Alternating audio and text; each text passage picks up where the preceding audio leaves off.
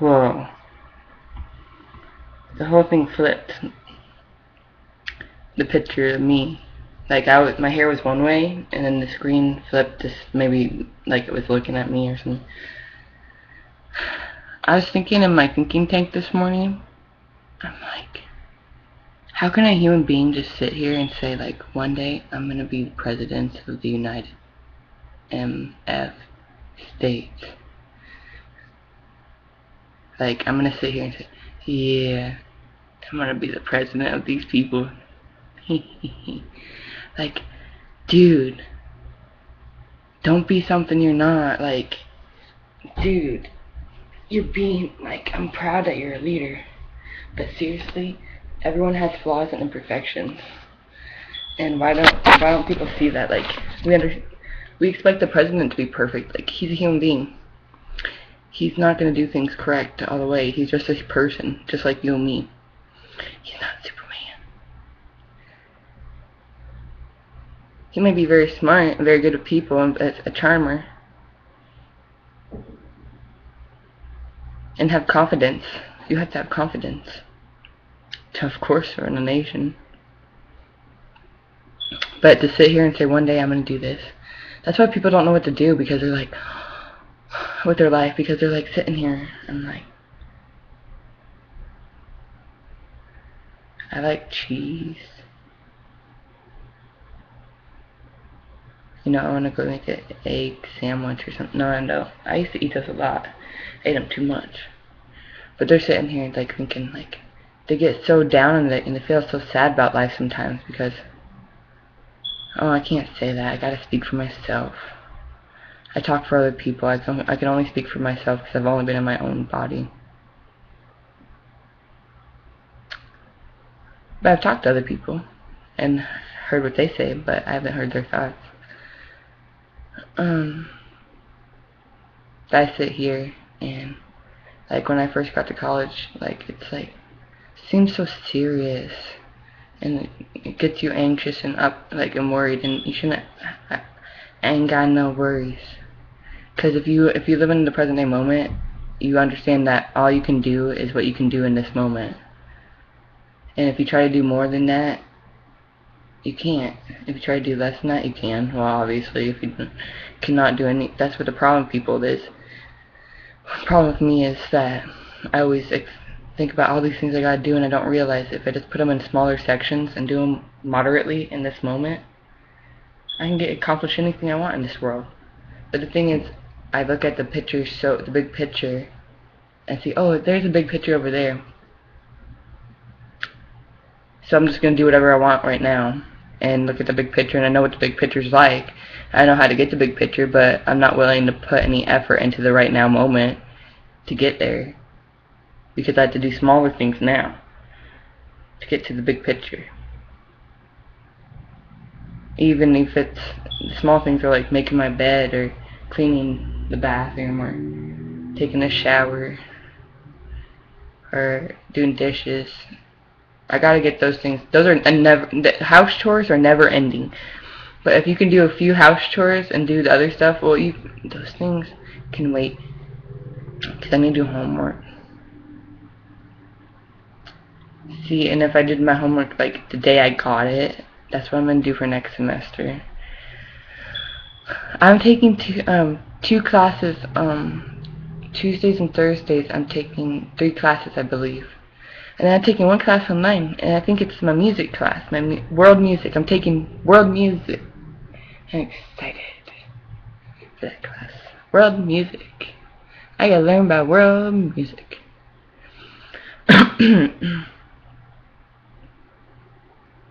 I heard that it's hard,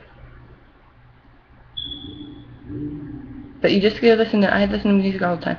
You have to memorize music from different worlds and say this is what it is and where it's from, and I don't know.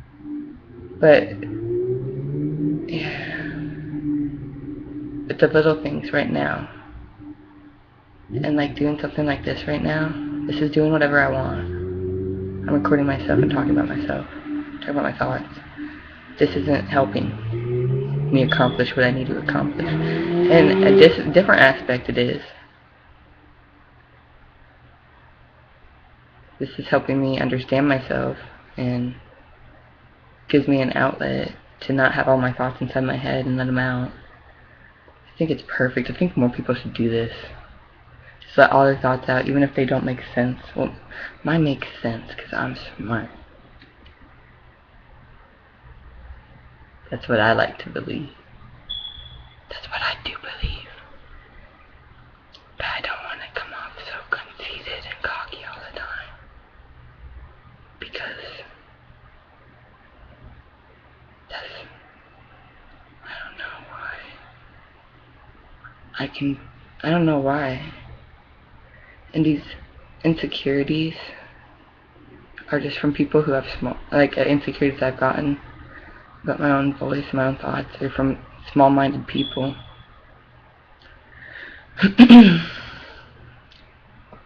And I come off wrong sometimes, get misunderstood. Because I'm just continually, learning.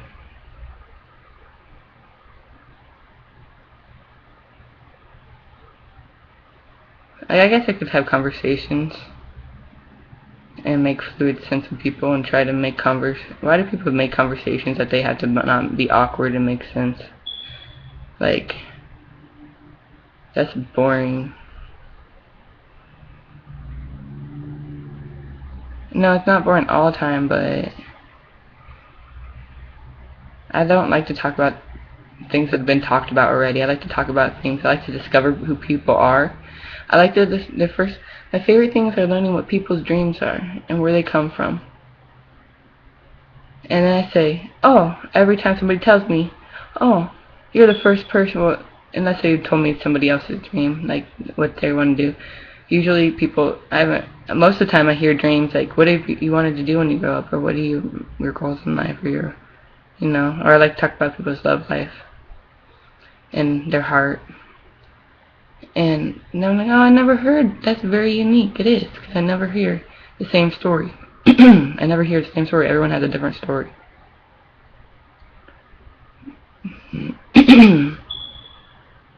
And I think it's interesting. I like to learn about people. I don't want to talk about things. I want to learn about you. That's my favorite thing, is learning about you. I love learning about me. I love learning about you.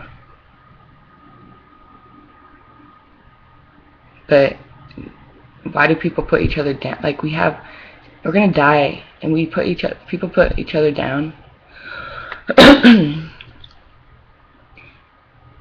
The only time I'm mean to people is when I'm crabby, and I'm not trying to be mean to people. I need to learn how to manage my emotions, because my emotions get the best of me.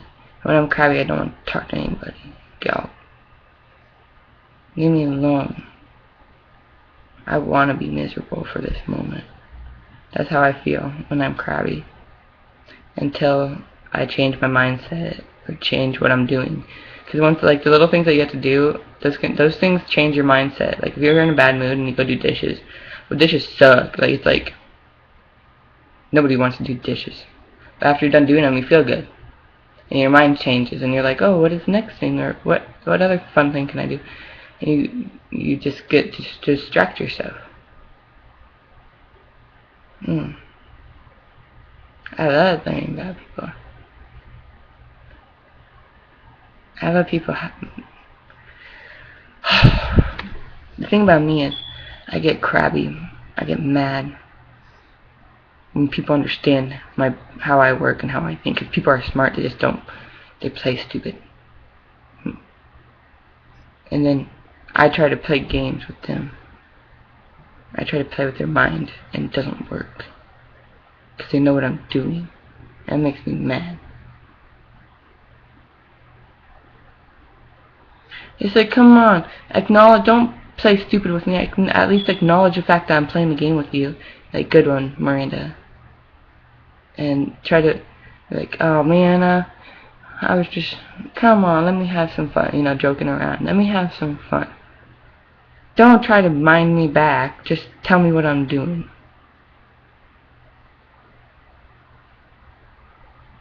Otherwise, I get butthurt. Because I didn't accomplish what I wanted to accomplish. Because when I play mind games, I do it out of entertainment for myself. it probably makes me feel good that I can mess with your mind. I'm a human being. I'm not perfect. I probably do it out of the part of me that's like, haha, let's see how smart you are, little human being. No, I would not say that like that, though. That's not like, let's see how playful, mischievous you are. I'm the baby. It's like the dinosaur cartoon. I'm the baby. You gotta love me. I can be a little shit at times, but you gotta love me, 'cause you still love me, even though I'm a little shit. I got a good heart.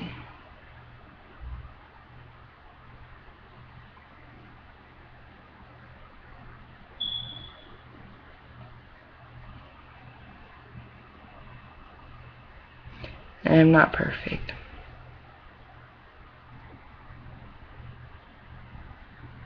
But it doesn't mean it doesn't mean that I have to always look at all my flaws all the time.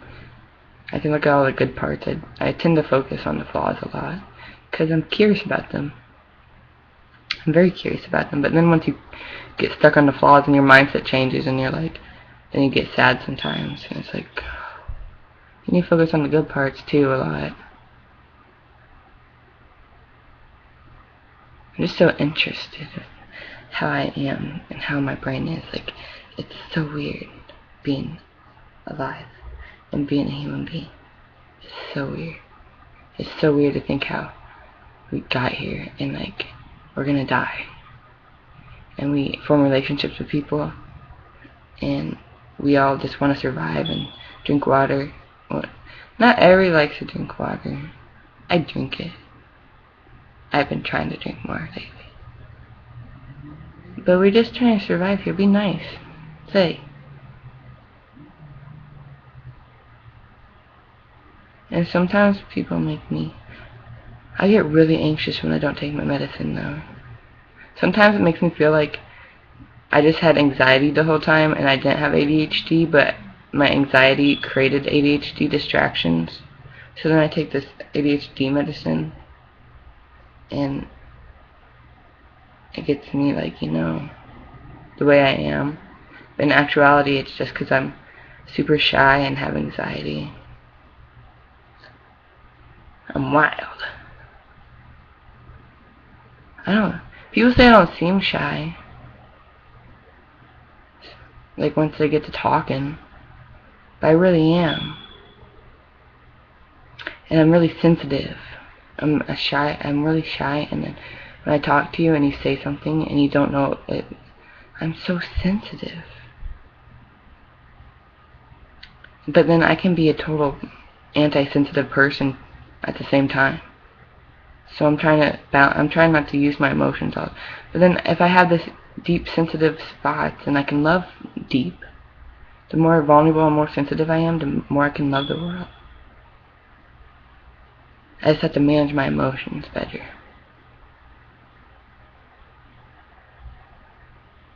But the thing is, I do whatever I want. And apparently I don't want to manage them, because I like it. I like chaos, apparently. That's what my mother's told me. And what, like, by her telling me that, I'm like, yeah, it's probably true. I do like chaos. I don't like...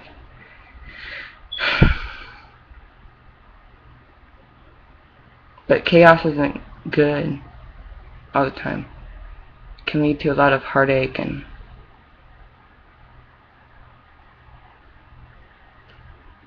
Girl, it's like...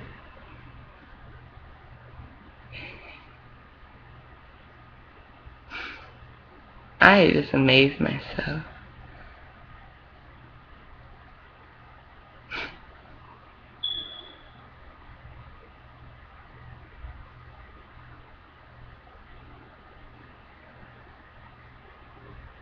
The truth will set you free. But I don't realize how people can't understand that.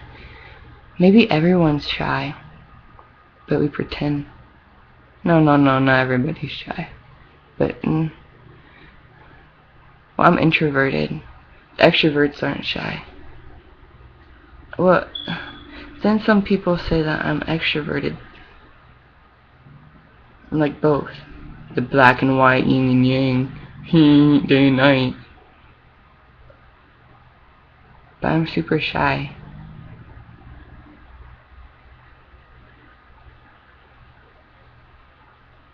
And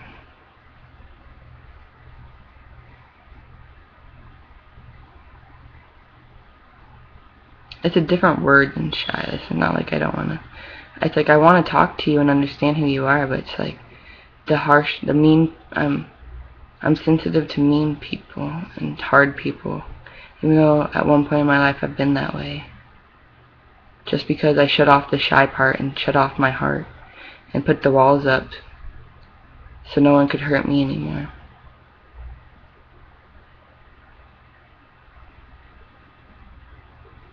And drugs and alcohol help that, build those walls up. And then once I stopped taking them, I didn't talk to anyone for weeks. I didn't know how to communicate with anybody.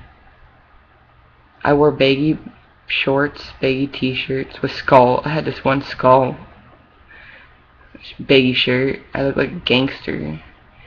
And wore a stocking cap. Like, really? You come from a small Dutch community.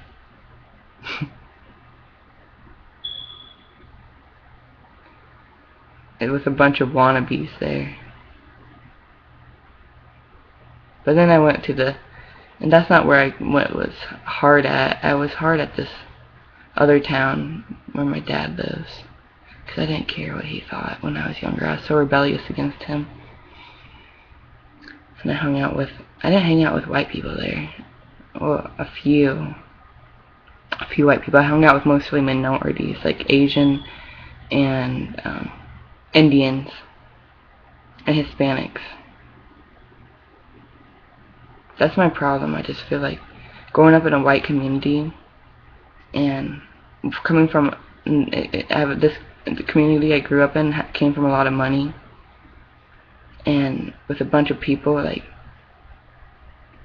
who were the whole town was into sports, and it was all about appearance and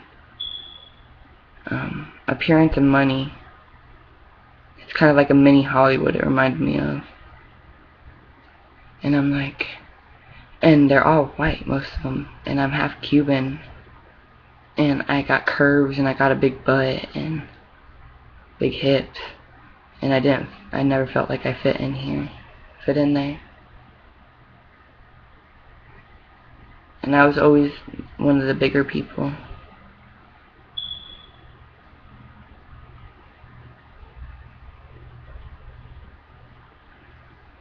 Just because I was quote-unquote thick. I learned that. I thought that was not a compliment. Like, see, that's how much I don't even know about other people's cultures. Then my mom told me that that's a compliment. She's really good at she can talk black. She's a good counselor. See, look, I'm procrastinating right now. I just